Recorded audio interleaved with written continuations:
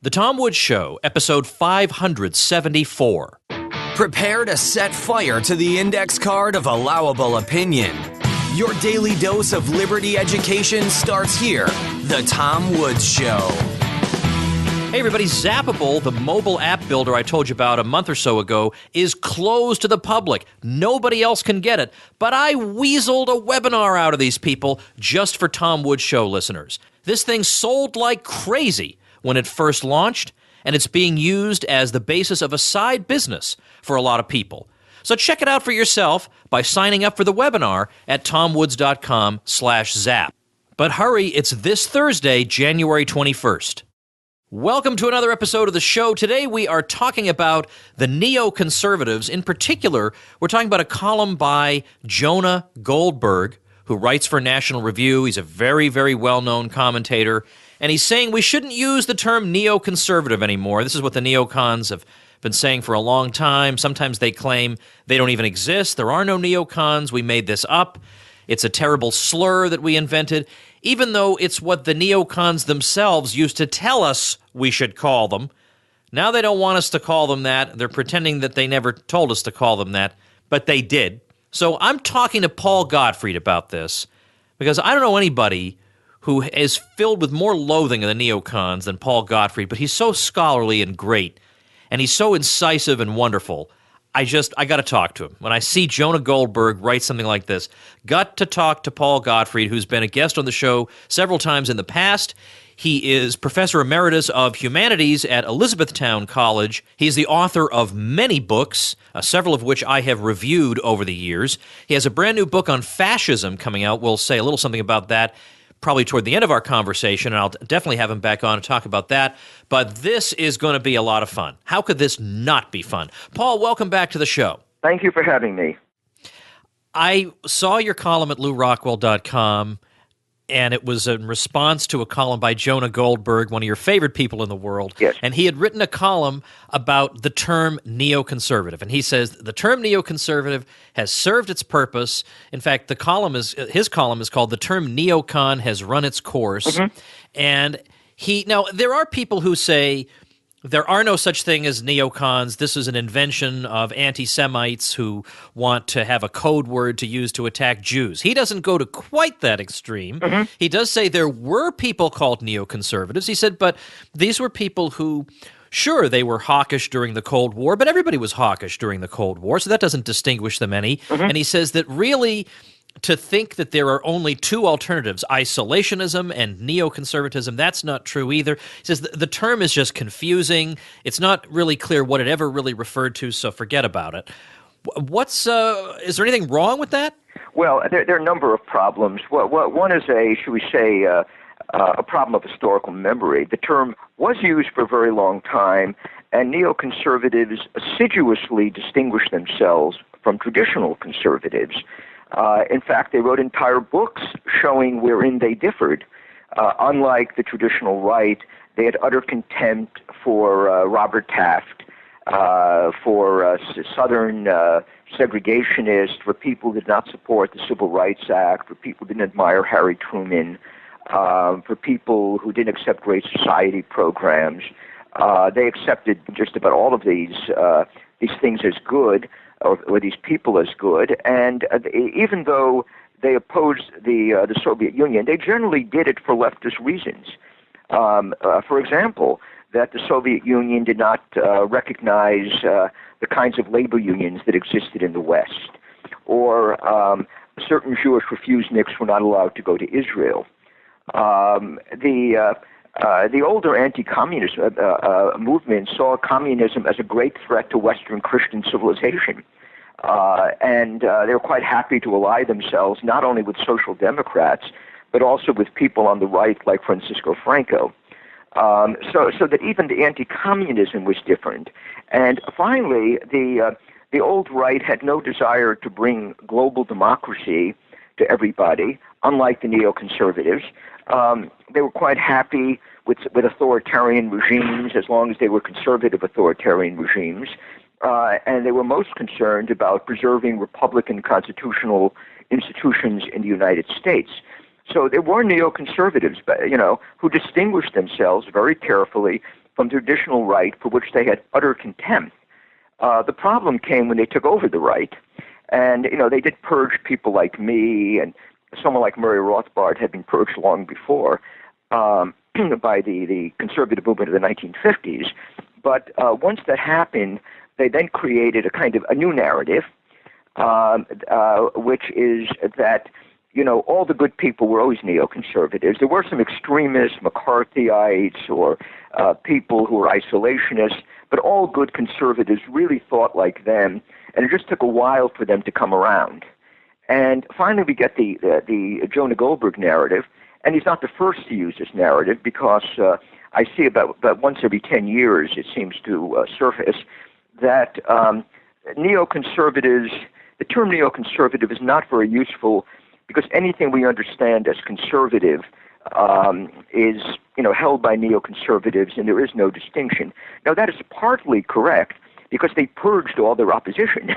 It's just like Marxist-Leninism in Russia meant Stalinism, because Stalin got rid of his opponents.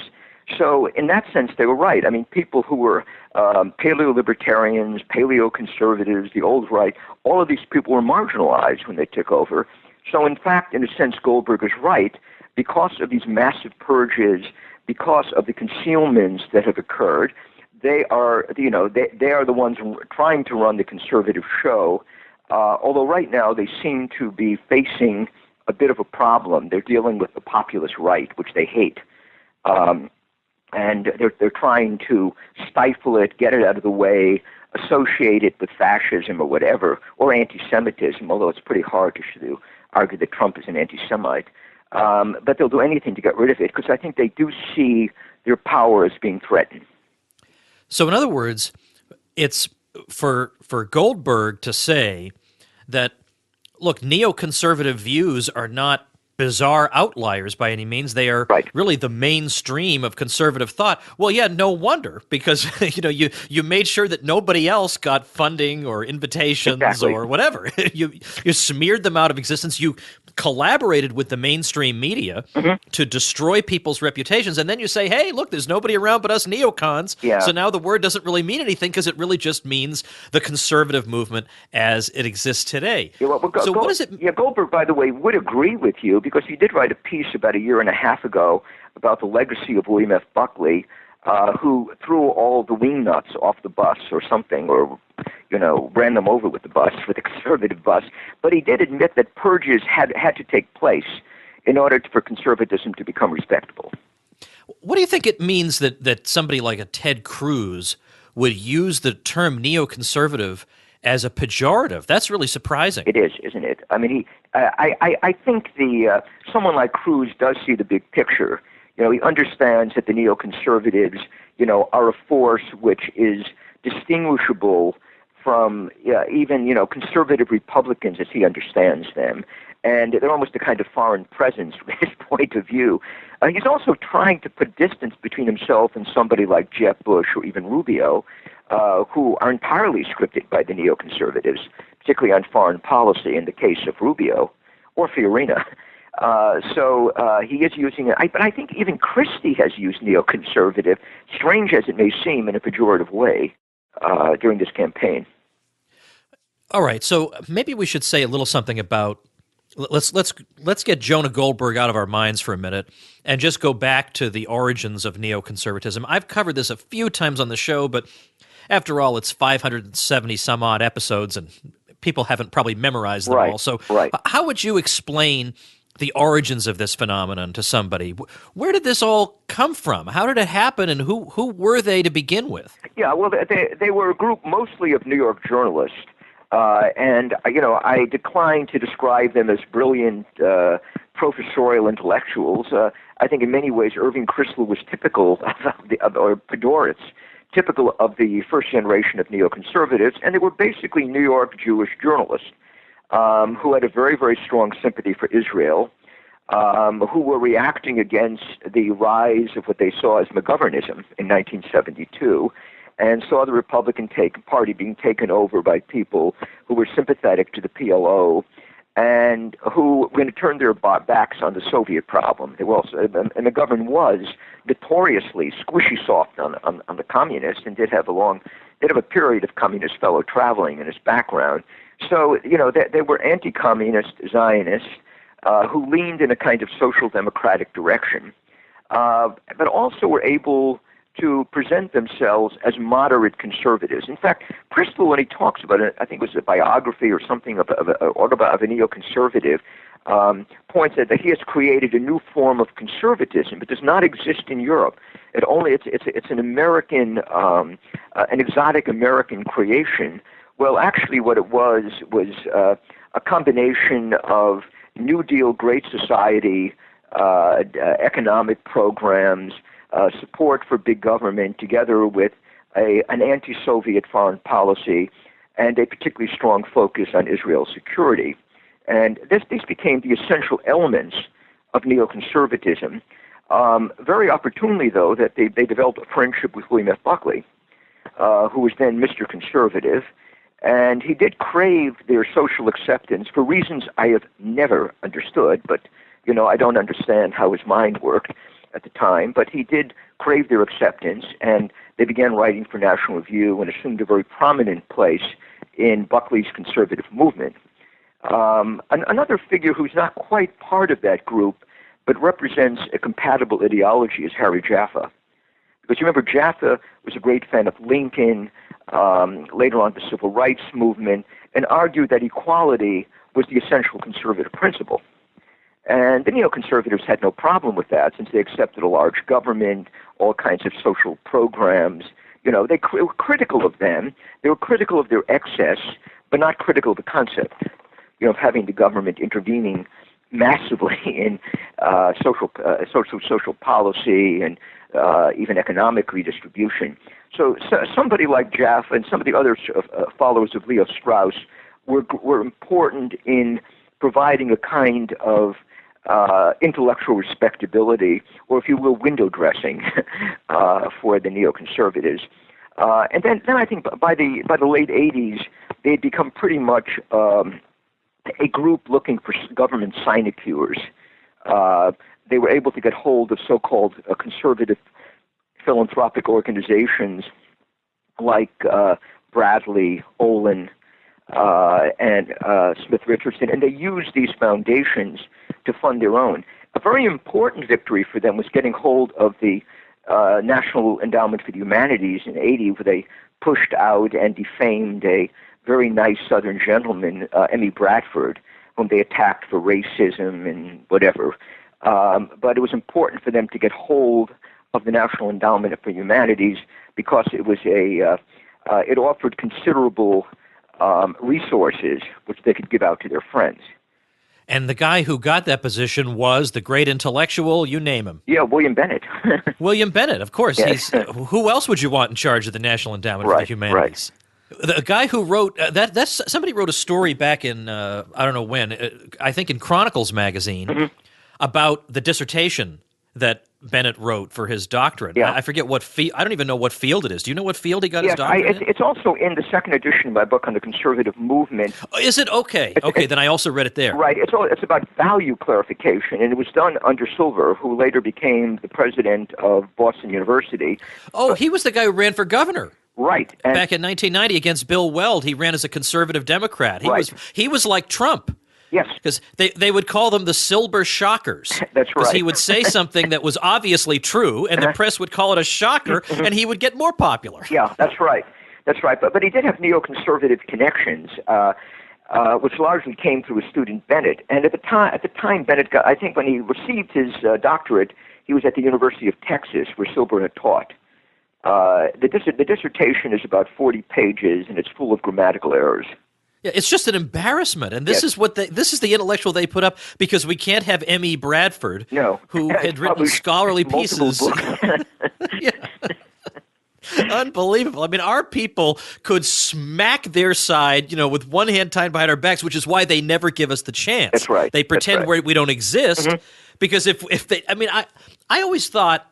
I've said this on the show a couple of times, but back when Judge Napolitano had his show Freedom Watch on the Fox Business Network. I proposed to his producer more than once the following scenario. I said, remember the old days?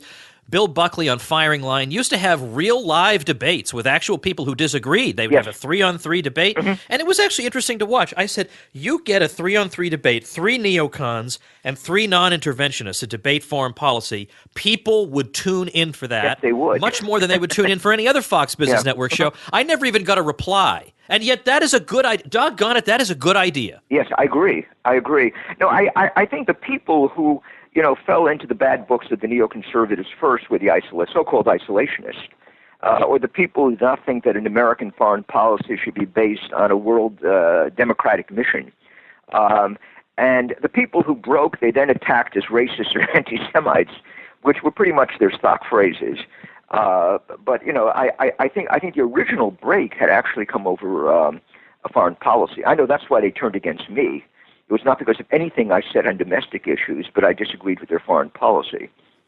So there are some things on which dissent cannot be allowed. But Exactly. if it's something harmless that, you can talk about this or that domestic policy that has no chance of ever being changed, they're okay with letting you say it. Well, not really. I think if it's social policies, they prefer now, at least the second generation or third generation of neocons, prefer aligning themselves with the left. I mean, they're for gay marriage and abortion and so forth. The first generation were not had not moved quite as far to the left, but neither had the country at the time. And, if you say you're an enemy of the welfare state, they're not going to like you very much either. But if you say, we can really change Obamacare a bit or something like that, that's permissible.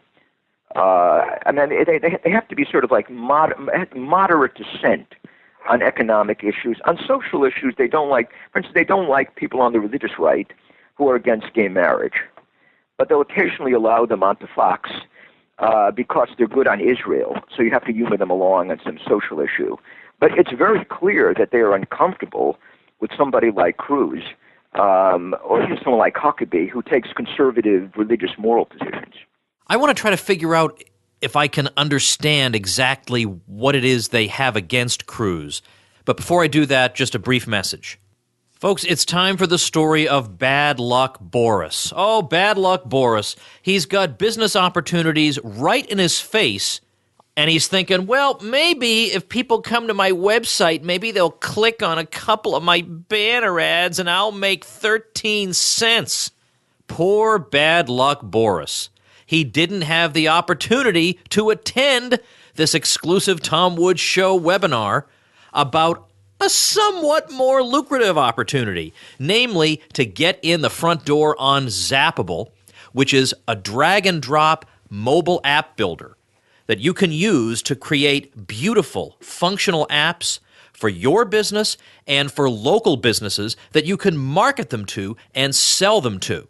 Zappable sold like crazy out of the gate, but it's now closed to the public except for the Tom Woods Show listeners out there who head over to our special webinar this Thursday, January 21st at 5 p.m. Eastern Time, where you can see exactly how it works and exactly what the potential is for yourself. Don't miss this. Sign up for the webinar at tomwoods.com/zap. It's hard for me to really understand the nature of their dislike of Cruz. Okay, well, let me see if I can try and figure it out. You tell me how close I come. First of all, he doesn't seem to want just to make mild changes. He does want to try and block things and stop them and overturn them, which is not their style. No. He does take also a going over the heads of the party establishment approach and appealing directly to the people. They're suspicious of that. But also on foreign policy, he seems like he would have a fairly bellicose foreign policy, but then when you listen to him more closely, he is saying that the neocons have made a total mess of the Middle East. Every country they've touched has turned into a disaster, which is a point that I myself make. Right.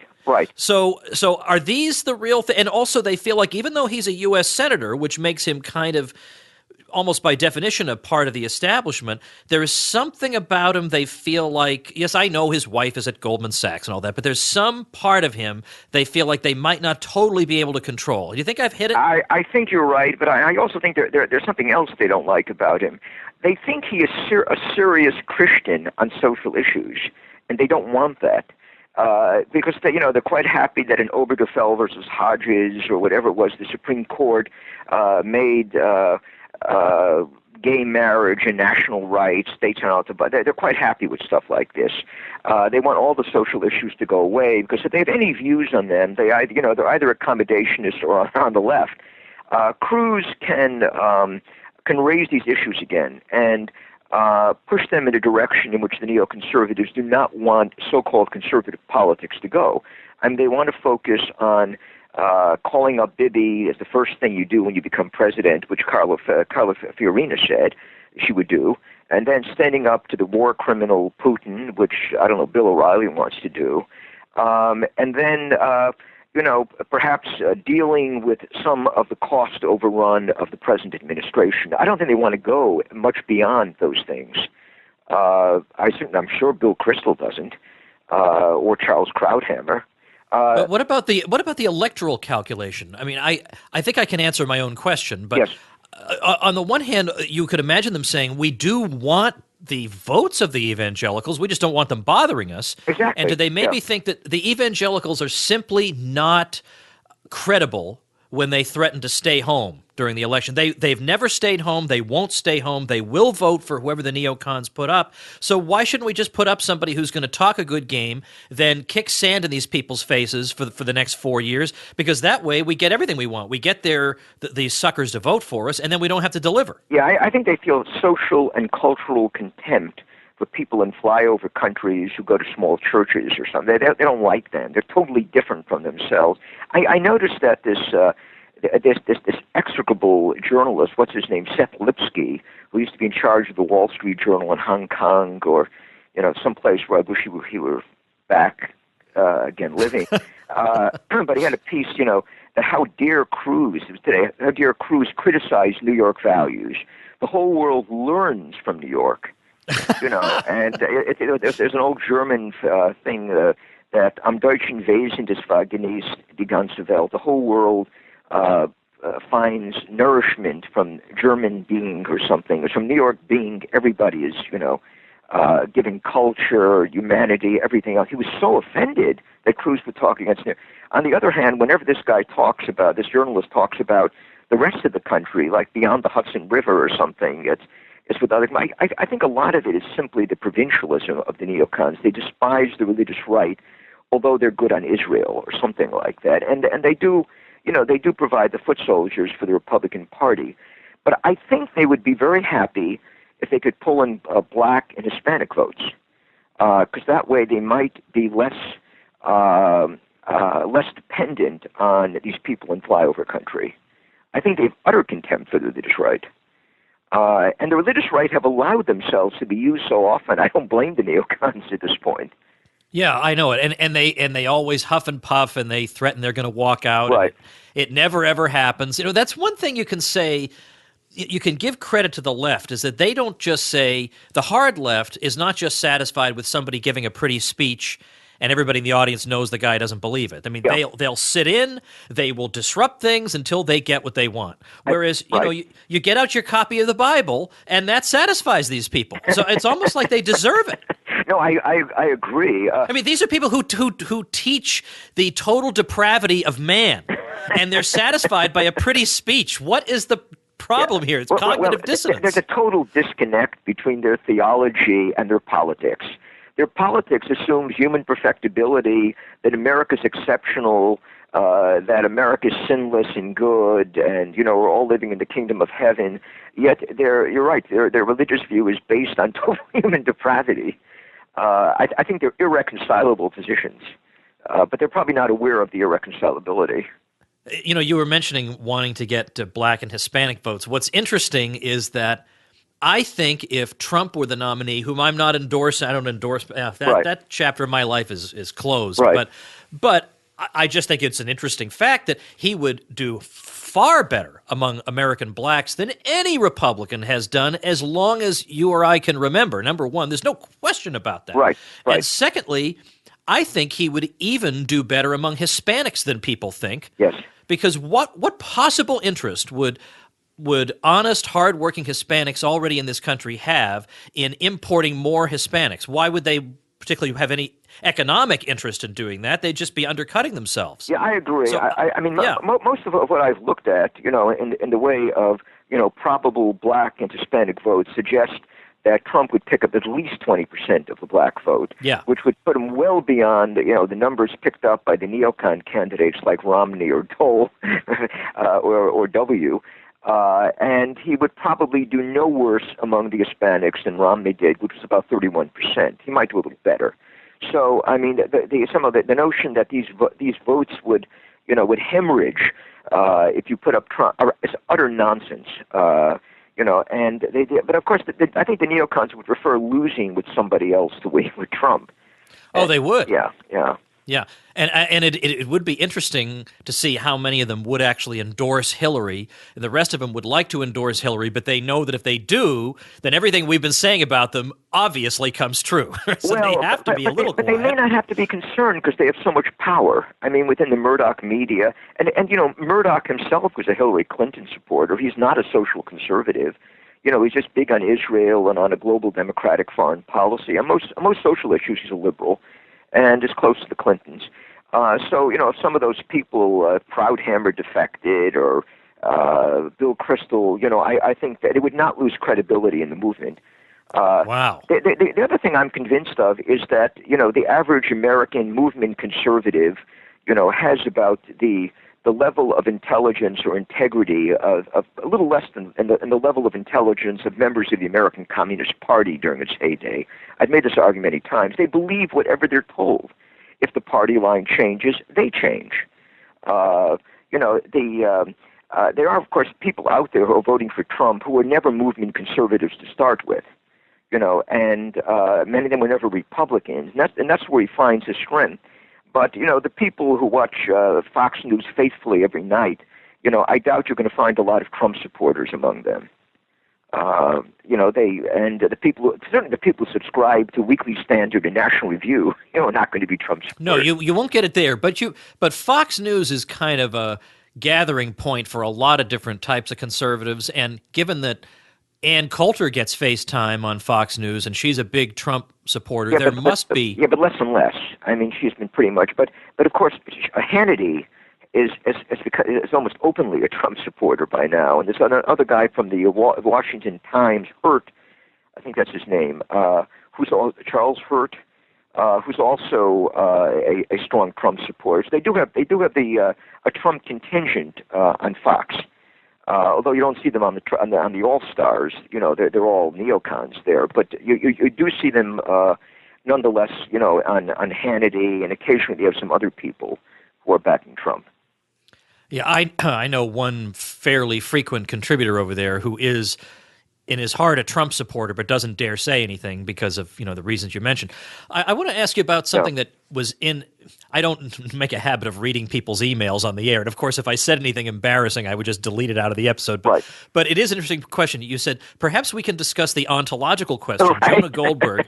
Yeah, you said Jonah Goldberg questions the ontological status of the neocons, right, while Rich Lowry does the same for the GOP establishment. Right. Rich Lowry is the editor, I believe, of National Review, for right, people who don't know. So, I don't ever read him. So he's actually claiming in the same way that Jonah Goldberg says, neocons? What neocons? You're saying that Lowry is saying this about the GOP establishment? Yes, he said there was a GOP establishment. This is I think his latest or his penultimate column. He said that there was a GOP establishment, but they don't exist anymore. They've sort of vaporized, and they have no influence on anything. And people who invoke the Republican establishment, have created a kind of straw man. And this came a few days after Jonah Goldberg's insistence that neoconservatives, don't exist or shouldn't exist, or the term shouldn't exist anymore.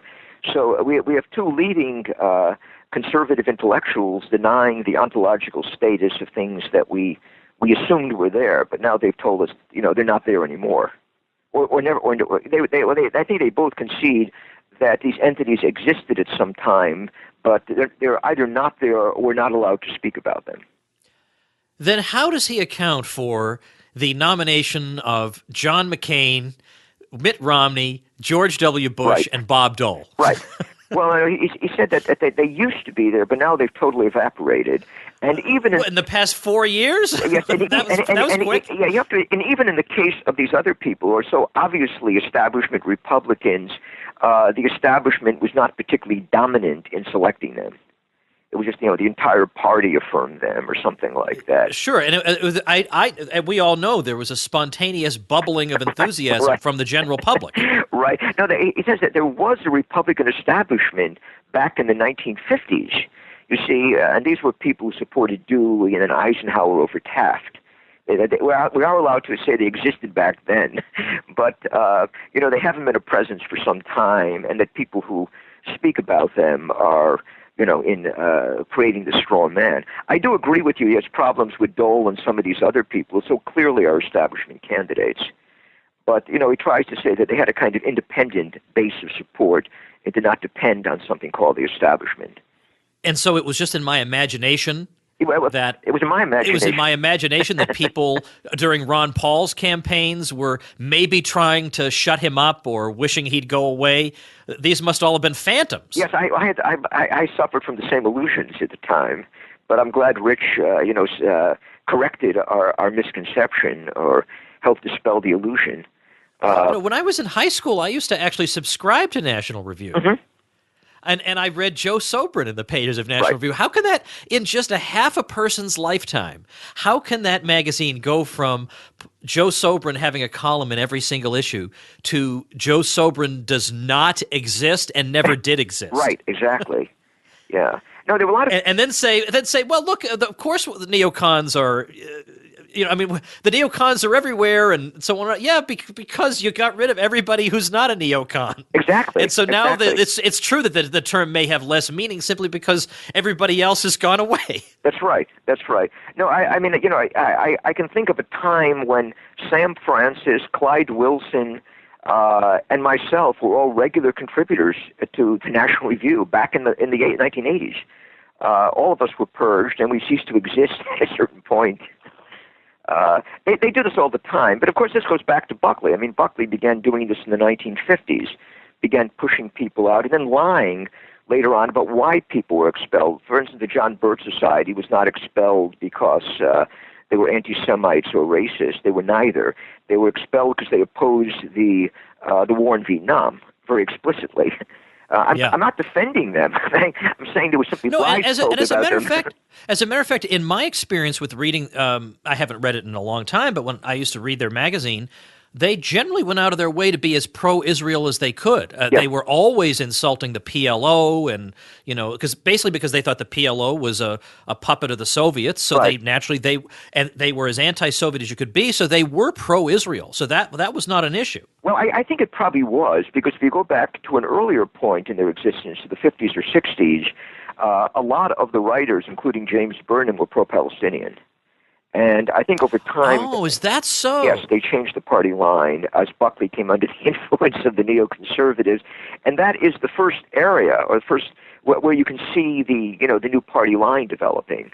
Yeah, no, I meant that the John Birch people in their New American magazine had basically been pro-Israel because I think, and I don't know if it's entirely because that's why I say with their view was that the PLO was just a creature of the Soviets. Oh yes, I remember controlled that. by them, and so they would be basically pro-Israel. Right. But then I got the impression that some of this, I can't prove it, but was also a way of, when you're in the John Birch Society, you're called every name in the book, right? And this is maybe one less name they would be called. Yeah, but of course they had Jewish and black editors of their American opinion. Schuyler, who was black, was one of their head editors, and a charter member of the John Birch Society. They were never really racialist or anti-Semites. No, I don't. No. They were kooky about a communist conspiracy, but the things they were accused of were simply false. Yeah, that's right. I Yeah. mean, there were things that you could say that weren't quite right about them, but but the things the things they were accused of doing were things that other people were doing, Yes. and they just assumed that, well, if you're on the right, you're probably all the same people, and we're actually a much more interesting, variegated group than we're sometimes described as. All right, is there anything I'm leaving out here? I want to make sure that we've said what we need to say here. That it's not right to say that the neoconservative term is not useful, or it's not descriptive, or the neocons are not nearly as distinctive as we might be led to believe. These days, as you say, they're not as distinctive because the competing groups are not in as great a number, but certainly Cruz is not a Ron Paul, Murray Rothbard style libertarian, but he's also not a flat-out neocon either. So there are some people who don't quite fit into another one who clearly does not fit into it is Ann Coulter. Although she supported Mr. Establishment Republican Mitt Romney and told us things that were untrue about him.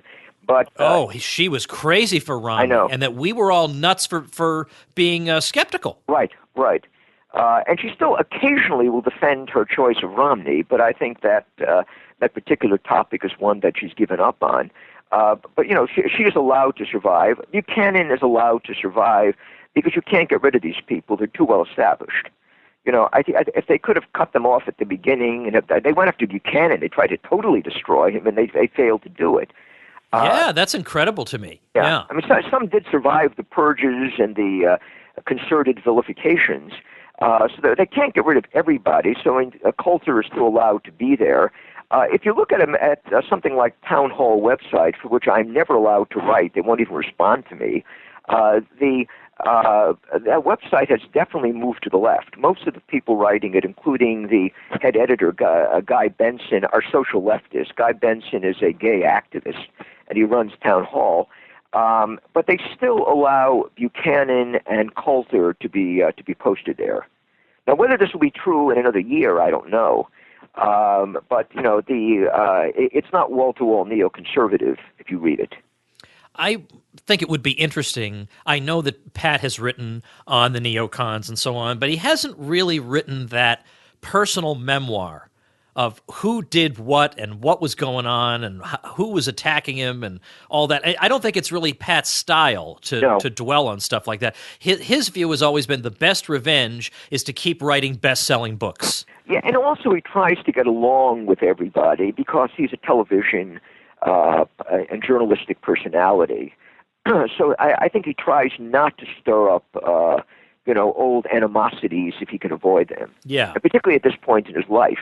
He's in his late 70s. So I don't think we're going to see him write such a book. Yeah, it's a shame, but he did write the book. He wrote the book about his early years with Nixon. Right. And I hope and I believe he's continuing to work on more such memoir-style stuff, which I find very interesting from him because he did lead such an eventful life, and he's such a great writer. I mean, he really could make anything interesting. But I mean, just to learn. By the way, I had him on the show to talk about this book. To learn that he was the guy who told Nixon that LBJ wasn't running again. Yes. It was Pat Yes. who told Nixon. And it's funny that this is the old days where Nixon would have known that while he was in the air today. But you have to wait till you land and somebody physically comes on the plane to give you news. That didn't seem old-fashioned in those days, but it does today. Well, I was the one who gave Pat Buchanan the news that Richard Nixon would not support him for president. He was hoping that the boss would support him, and I had eaten dinner at Nixon's house about a week earlier. This is after I ceased to exist in the world of neoconservatism, American. I was Nixon's house guest. But I also saw Buchanan when he ran for president. I got together with him in Philadelphia, and he says, is the boss supporting me? And I said, no, the boss is supporting George H.W. Bush, who is the incumbent. But I said, he has great respect for you, but he's not supporting you. Yeah, and see, but there goes the there's no Republican establishment idea. I mean, if it were just a matter of personal loyalty, certainly you would think Nixon would support Pat, but absolutely, it's not in Nixon's blood to support Pat on something like that. That's what he told me, Nixon, that, at the end of the day, I'm an establishment Republican. Yeah, and you should have said, "I'm sorry, there's no such thing," or maybe in the old days, but that wasn't that old. That's still 1990s. Right. It was 1992, Yeah. and that was about 30 years after the establishment disappeared for Rich Lowry. Yeah. Yeah. And you know what I love about that book that Pat wrote is that he admits that Nixon came out and said, "Look," I mean, he basically admitted that Buchanan was there to keep the right flank happy. Right. And he says, Pat, you got to give the nuts 20% of what they want. And that's what we'll do. And I basically tried as nicely as possible to say, Pat, how do you feel basically about being the water carrier Right. in that situation? But he really he had such a genuine affection for Nixon. And then, of course, he met his wife while working for him. Right. I mean, he has this, and he's got this picture hanging in his home signed by Nixon as the guy who brought the two of them together. Yeah, I suppose it would be hard to say unkind things, but I mean, really. No, he once told me that, Shelley also adored Richard Nixon or something like that, to suggest that there was a kind of Nixon worship, in their household. And I thought it was actually very touching, the way he was loyal to his old boss. And he looked profoundly depressed when I said Nixon was not going to support him for president. Yeah. Yeah, but I mean, that would have made international news. That would have been astonishing to anyone that an ex-president would endorse not the incumbent, but some right-wing upstart. Yes. Yeah, I mean, making Pat the nominee is way more than the 20% that the nuts are entitled to in Nixon's view, right?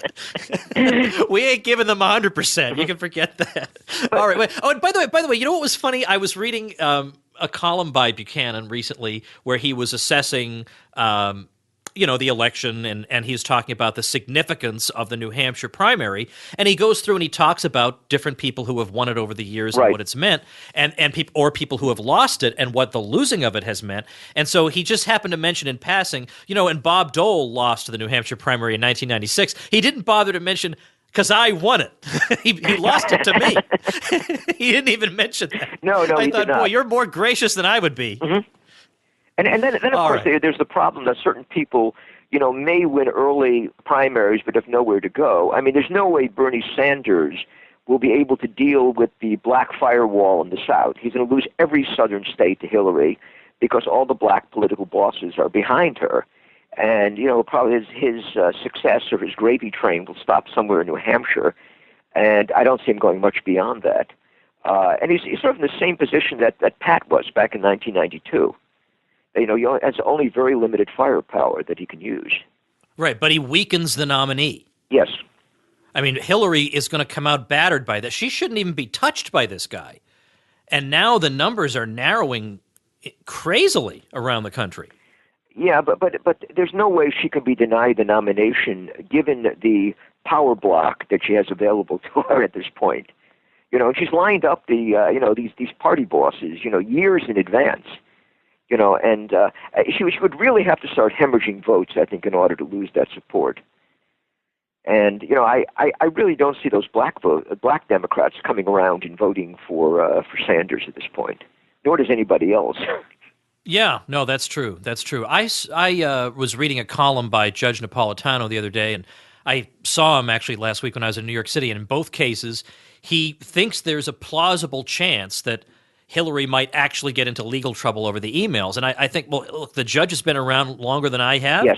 And yet that still seems naive to me. I still can't imagine anything really happening to her. No, it just seems like she's invincible on that. It all depends on what Obama wants to do. I think there's enough to go after her. It's a question of whether Loretta Lynch, who is entirely, under the thumb of Obama, will allow it to go forward. Even if the FBI says, there are grounds to prosecute her for something, for criminal charges, I doubt that Obama is going to allow Lynch to proceed against her, unless he decides that he wants to get rid of her as a political figure. And there is bad blood between them. Let's say he decides that he's going to back Joe Biden or some other candidate. Then he just might, let her twist in the wind. Well, what I want to do is I want to make sure people have a chance to read the piece that you wrote in response to Jonah Goldberg. So I'm going to put that. Let's see what episode is today. This is going to be episode 574. So it's tomwoods.com/574. I'll put the Goldberg piece, your piece. People can make up their own minds. Right. And then we'll have to talk your book on fascism. That will be out next week. Okay, so we'll have you on. Okay. We definitely have to talk about that. I mean, we talked about fascism before, but now you got the book. We've definitely got to talk about that. And I also, by the way, I also have a book of essays coming out after the book on fascism, dealing mostly with fascism.